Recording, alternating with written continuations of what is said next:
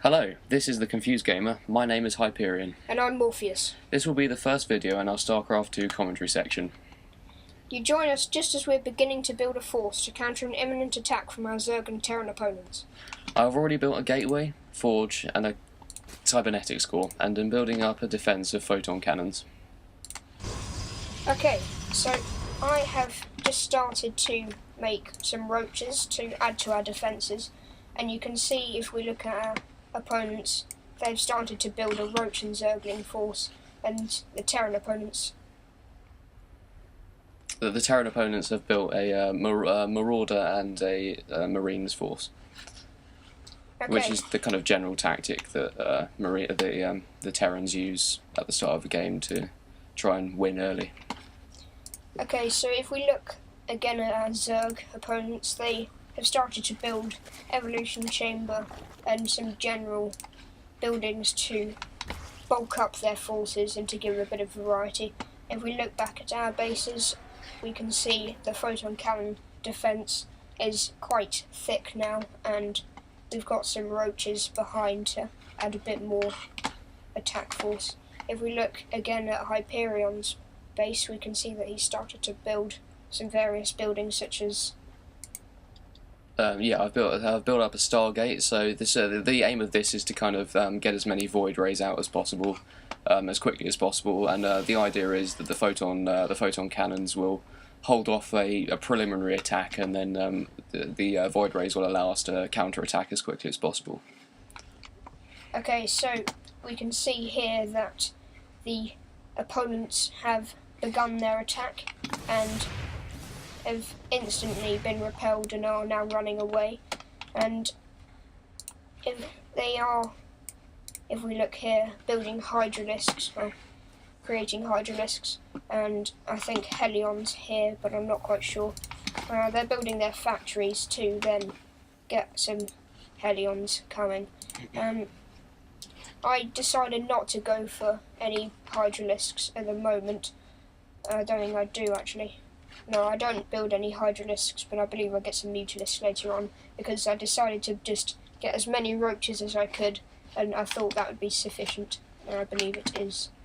If we look later on, I've got an evolution chamber up, but I haven't started making upgrades yet, and Hyperion will tell you what he's been doing in his base.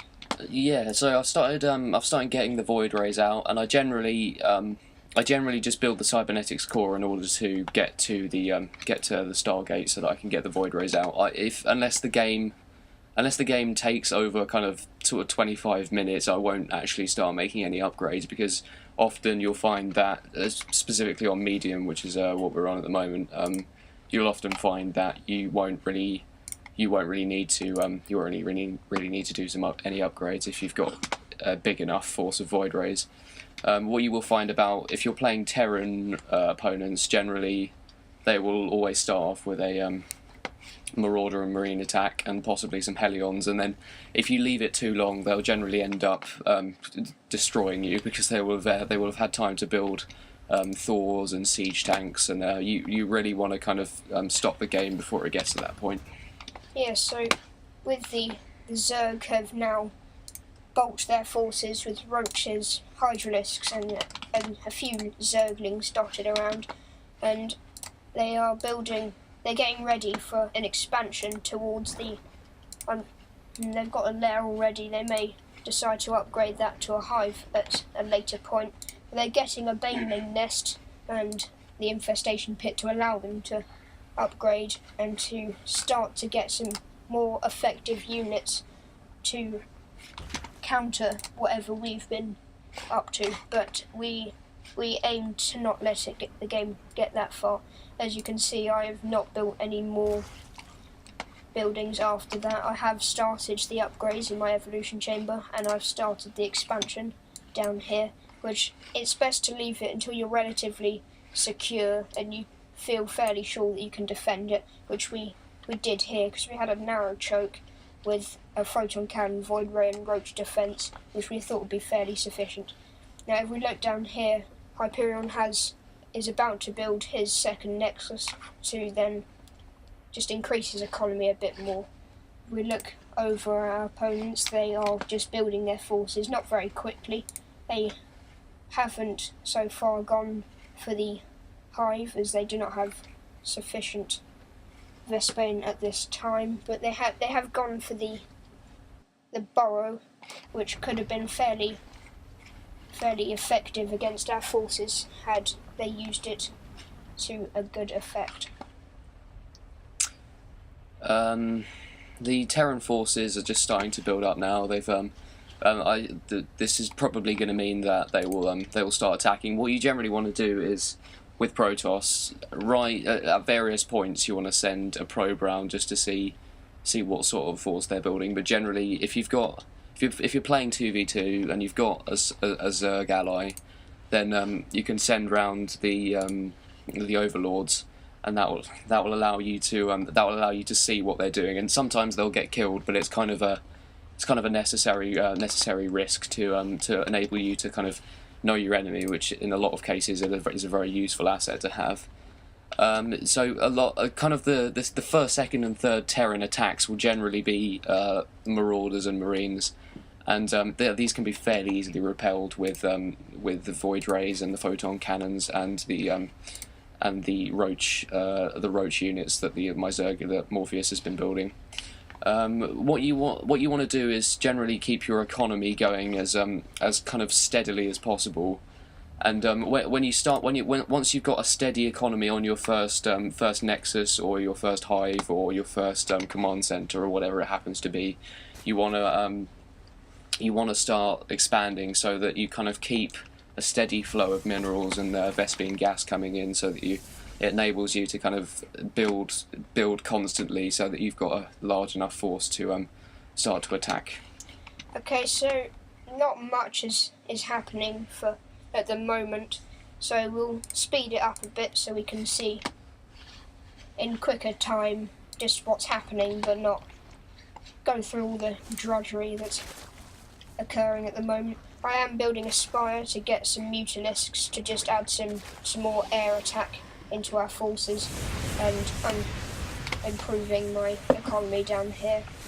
Hyperion has just started to increase the flow of minerals by using this second nexus, and our opponents have been making some more troops here. Now, if we look back, you can see that we have built up a quite a large force, and I'll increase the speed again so we can get to some action of some combat.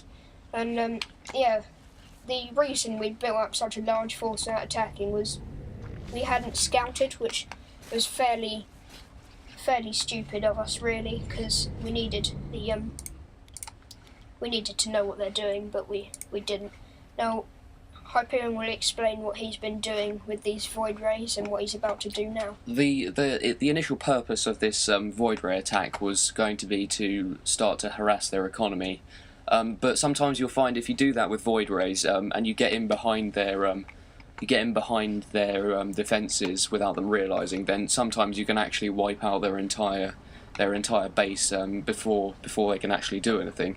And in a lot of cases, especially if you're taking on Zerg, they won't have a lot of air units or units capable of attacking air units. So you'll actually, a lot of times, and in this case, this is what happens. You'll be able to completely destroy them straight away.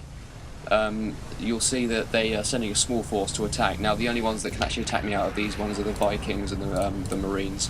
Marauders and Helions can't attack air units, so in that respect, Void Rays are a good way to go if you're a Protoss, man.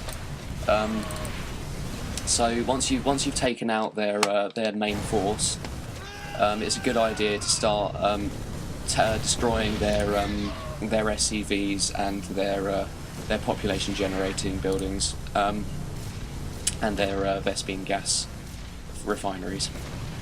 Yeah, so I haven't attacked yet, as it seemed to me that Hyperion was doing a perfect job of taking down the Terran, and until we knew for sure that the Zerg weren't attacking, I felt better just to defend and wait to see what would happen.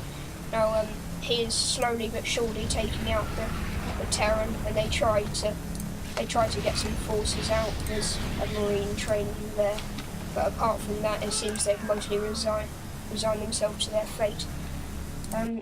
The Zerg have started to build up their forces, some more variety, and probably due to the fact that they've seen the Void Rays in their allies' base, they are building Mutalisks to take out the Void Rays. They attack now, and I have just moved out of the base, and I don't move until I know that the Zerg are attacking to try and stop Hyperion taking out the Terran. I do move in now with pretty much my entire force. I just leave 2 Mutalisks there to just give a bit of warning, really, and just make sure that I won't be completely defenceless should they attack. I move in, and we can see that the odds look fairly stacked against Hyperion here, because there are a fair few units, but they are fairly easily dispatched as they haven't been properly used. Yeah, I'm coming in with my Mutalisks here to just take out some buildings, as now the attack of the Zerg has been repelled, and we're moving in. This is pretty much the end of the game for our opponents, so I'll speed it up quickly so we can just see the conclusion of the match coming through.